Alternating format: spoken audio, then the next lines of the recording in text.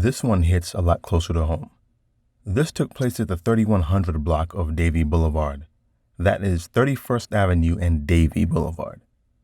Years of my life were spent around that general area. I had friends near there, and I still have family near there. I always heard the stories of the KKK being in Davie and of their former headquarters being there.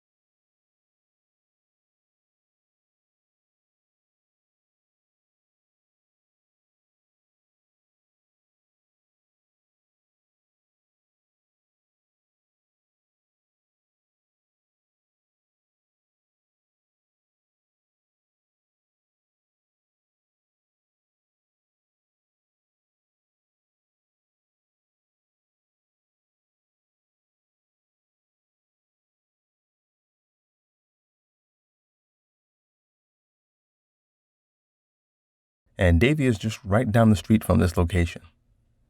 Let's watch this brief message, then we'll get into it.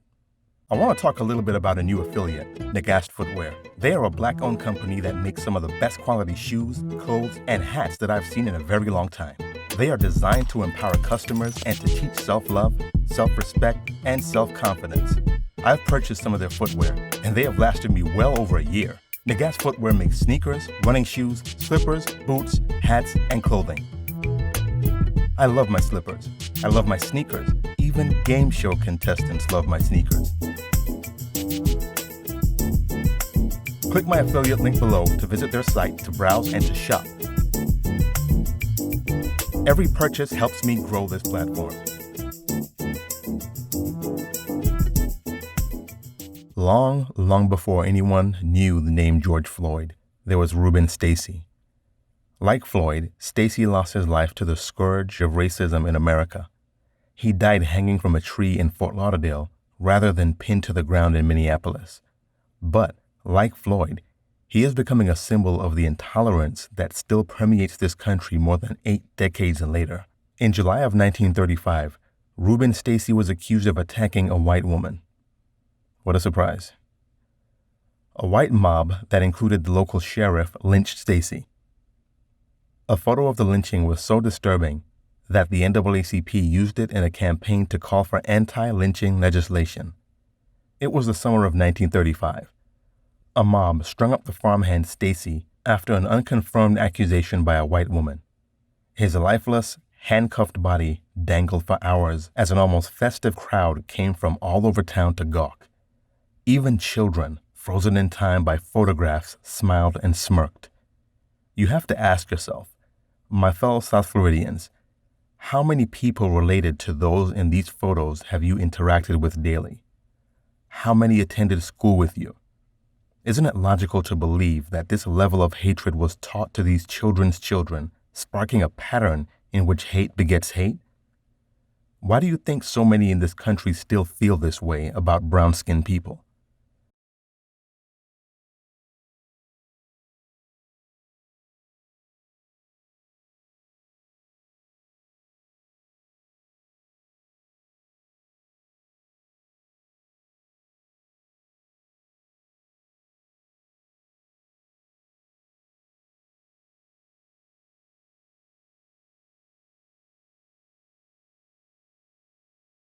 Look at all the kids who witnessed and enjoyed this because these horrible parents taught them to hate.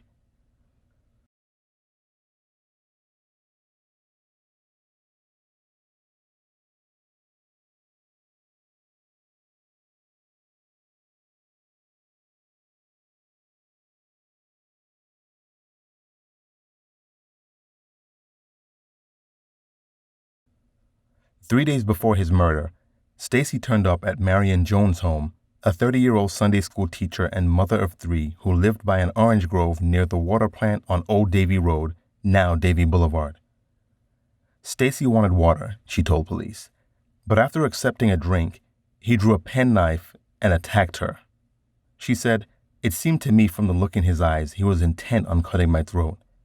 Later accounts say Stacey scared the woman by merely appearing at her door. A physician at the time testified Jones had minor cuts to her hands and arms.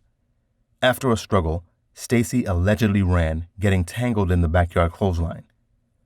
On the morning of July 19, Stacey was arrested after Jones identified him as her assailant. He bears several knife scars testifying to previous bad character and bore the nickname among his people of Gruff, the Fort Lauderdale Daily News reported. Late that afternoon, Sheriff Walter Clark and his brother, Chief Deputy Bob Clark, decided to move Stacey to a Miami jail for safekeeping. 6 deputies escorting Stacey said they were overpowered by 100 masked men who ran their car off the road and grabbed the suspect. They drove Stacey to a wooded area near Jones' home, snatched the clothesline that had snagged him earlier, and hanged him from a scrub pine. Deputy Virgil Wright, one of the escorts, told the newspaper he was handcuffed, clad in overalls, and a long-sleeved white shirt. They just picked him up with the rope from the ground, didn't bother to push him from any automobile or anything.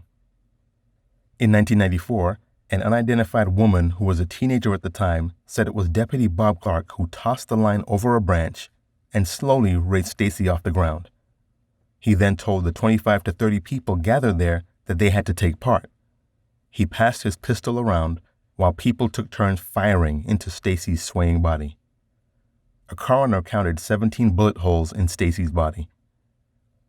What type of lessons about race relations do you all think this sheriff taught his family over the last 80 years? Why are we still pretending that racism has gotten better? Why are we still surprised by the way we are treated at work? Why are we still surprised by the way the country views us? Why are we still surprised when we realize many white families don't care about what happens to us? Do you think all these kids and the kids at other lynchings around the country suddenly had a change of heart when they got older? I think it is more believable that these kids took this hate and kept teaching it to the subsequent generations of their families. Sometimes the law was as much a part of it as the people who did the lynching. They figured they could get away with it without any legal action being taken, just like they do today.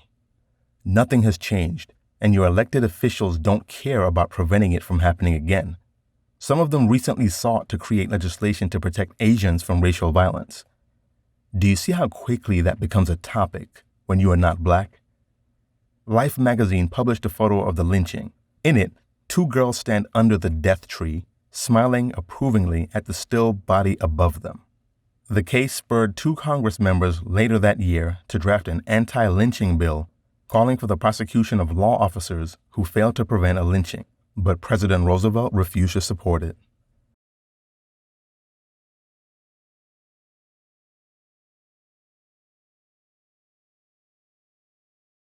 The site of Stacey's killing is on Davie Boulevard, just west of its intersection with a street later named Martin Luther King Boulevard. Piney Woods has given way to palms, humble block homes, vacant businesses, a service station, and a bank. Stacey was buried among the paupers, migrants, and blacks whose final resting place was Fort Lauderdale's Woodlawn Cemetery. If there was a headstone, it's now lost. Stacey had lived on Short 3rd, an area located on Northwest 3rd Street between Northwest 7th and 9th Avenues in Fort Lauderdale. He was 37. Also lost to history is the truth. What really happened in that house near the water plant? What was the extent of the deputy's role in the lynching? As inhumanly cruel as this was, it was happening in good Christian communities all over the South. Maud Storr, who studies local black history, said, "Stacey's tale provides a lesson on its own. People should be made aware of it," she said. This should prick their conscience in one way or another. The question to ask now is, will my fellow dark-skinned people care enough to share this, or is it just not ignorant enough to get your attention? Make sure you subscribe, like, and share. Click the notification bell so you'll be notified when we upload new videos. Find The Awakening Frequency on Twitter, Instagram, and on Facebook. Research is key. Always do your own research and never just listen to what people tell you. We are The Awakening Frequency. Out of the millions of potential subscribers, we just want to reach one so each one can teach one. Peace.